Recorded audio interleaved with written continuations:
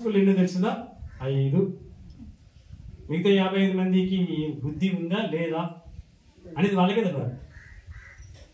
మనం బహుమతులు ఇస్తాను, నగదు ప్రకటించినాం, అయినా ఆ స్కూల్ టీచర్స్ ఎవరో పట్టించుకోలేదు. ఏమనాలి వాళ్ళని? వాళ్ళలో చైతన్యం ఎక్కడ ఉన్నది? ఒకరిని అడిగితే అన్నారంట, ఇది హిందువుల కార్యక్రమం కాదు సార్. మరి నీవేంది? నువ్వు హిందువు కదా?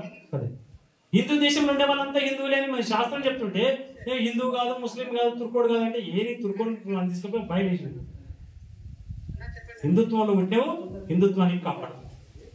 నీ పిల్లలు అడక్క తింటుంటే బాధ అనిపిస్తుంది కదా.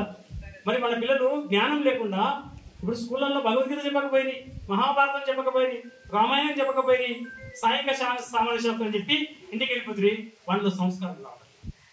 తల్లికి నమస్కారం చేయడు, తండ్రికి నమస్కారం చేయడు, పెద్దలకు నమస్కారం చేయడు. ఏ విషయాలు తెలియవు. భగవద్గీత శ్లోకాలు నేర్చుకోరా అంటే నేర్పడందుకు ఆ పంతులమ్మకు రాదు, ఆ పంతులయ్యకు రాదు. ఏం తీసుకుంటారు జీతాలు? సమాజం యొక్క బాధ్యత నాకు కాదు, సమాజాన్ని సంస్కరించాలని లేదు. మాకు సిలబస్లో లేదంట. సిలబస్లో లేని పనులు మనం చేయట్లేదా?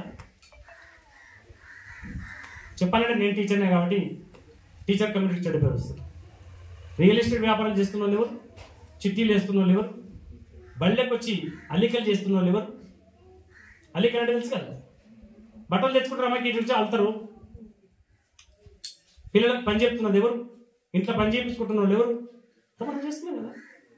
అటువంటిప్పుడు సామాజిక బాధ్యతను మనం తప్పనిసరిగా నిర్వర్తించాలి. నీకు చెప్పనిక రాకపోతే అంత పెద్ద కష్టం. ఏ వంశ తథయుక్తాయే భక్తాస్తాం పర్యుపాసతే అనడానికి కదా పంతులు. ఎంఏలు, డిగ్రీలు, పిహెచ్డీ చేసిన టీచర్స్ ఉన్నారు, వాళ్ళకి రాదని ఎట్లా అంటారండి? నో. మీ అందరికీ ఏం చదువుకున్నారు? కుమారుని ఎంత చదువుకున్నారు? 7వ తరగతి అయినా భగవద్గీత చదువుతున్నాడు. మరి పిహెచ్డీ చేసిన పంతులమ్మకి ఎందుకు భగవద్గీత రాదు? శరం నయ్యే, శరం లేదు, విడిచిపెట్టేసిండ్రు. డబ్బు ప్రధానం, జీతం. ఒక్క డిఏ వస్తే ఆయన మొత్తం చర్చ పాఠాలు చెప్పరు. ఆ డిఏ గురించి నీకెంత వస్తుంది, నాకెంత వస్తుంది, నాకెంత మంచి. అది ఎవరి సొత్తు? ప్రజల సొత్తు కదా. ప్రజలు ట్యాక్సులు కట్టలేదా? అది నీకు డిఏ రూపంలో ఇవ్వడం లేదా? నువ్వు ఎందుకు సంతోషపడతలేవు? అందుకని ఒక బాధ్యతను మీ మీద పెట్టినప్పుడు తప్పనిసరిగా దాన్ని నిర్వర్తించి తీరాలి. ఆ 5 పాఠశాలలు స్పందించినాయి, 55 పాఠశాలలు స్పందించలేదు. ఎంత బాధ అనిపిస్తుంది చెప్పండి. అందుకని ఈసారి కేశంపేట మండలంలో ఒక నిర్ణయం ఏం తీసుకున్నామంటే, జగదీశ్వర్ రెడ్డి ఉన్నాడు, ఆయనకు బాధ్యత అప్పగించాం. వచ్చేసారి